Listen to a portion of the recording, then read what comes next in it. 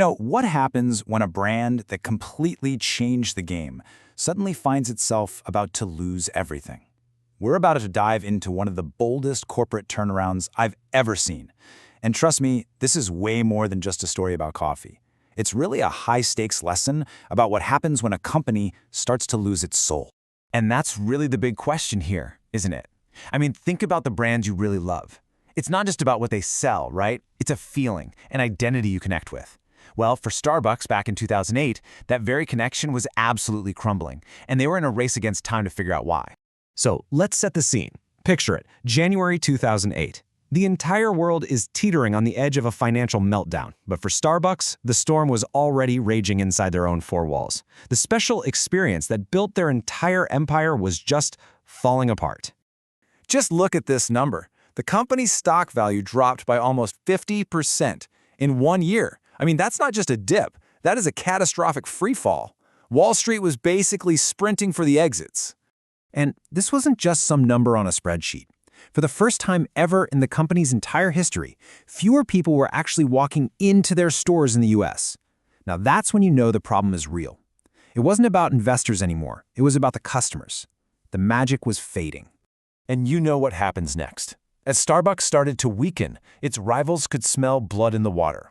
That unique thing that set them apart, what business experts call a competitive moat, well, it was evaporating fast.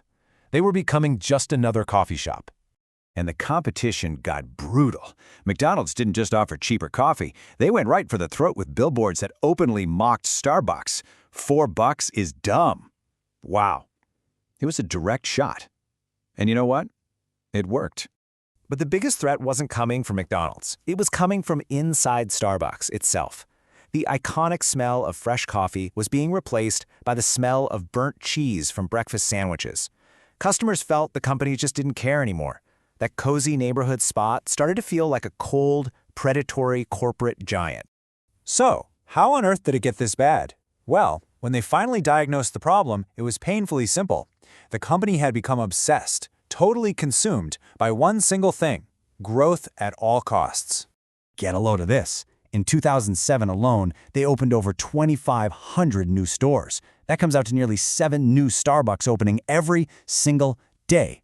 Can you even imagine that pace? It was an absolute addiction to expansion, and it was killing what made them special in the first place. And see, this chase for speed and efficiency led to terrible decisions. To make drinks faster, they brought in these big, tall, automated espresso machines. But look what happened. They literally put a wall between the barista and the customer. That little bit of theater, watching your drink being made, poof, it was gone. The human connection was severed. And all of this leads to a word that is absolutely terrifying for any beloved brand: commoditization. It's that process where something unique and special becomes just a generic thing. Starbucks wasn't selling a community experience anymore. They were just another company selling coffee. And if you're just selling coffee, you have to compete with every gas station and diner out there. So this brings us to the man in the hot seat, the returning CEO, Howard Schultz. And he was staring down an impossible choice, a true paradox, with the entire future of the company hanging in the balance. He basically had two paths. On one hand, there was the Wall Street path. Just keep pushing for growth, keep the investors happy for another quarter, and hope for the best, even if it meant the brand would get weaker. Or he could choose the brand path, a much, much harder road. It meant hitting the brakes, admitting failure, and risking the complete fury of investors. Okay, now it's your turn. I want you to step into his shoes for a second. You are the CEO, your company is in a nosedive, and your leadership team comes to you with a plan that is so out there, so radical, it sounds completely insane. So here it is. This is the plan. They propose shutting down every single one of their 7,100 stores in the US all at the same time for an evening. Why? To retrain every single barista on how to pour the perfect shot of espresso. It was a massive public admission that said to the entire world, we messed up. We lost our way. And the price tag for this public apology? $6 million. That's the estimated loss in sales and wages for just 3 hours. Think about that.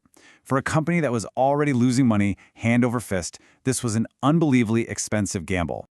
So here we are. This is the moment of truth. Do you play it safe, protect that bottom line, and just accept becoming another forgettable coffee chain? Or do you make a $6 million bet on the very soul of your company?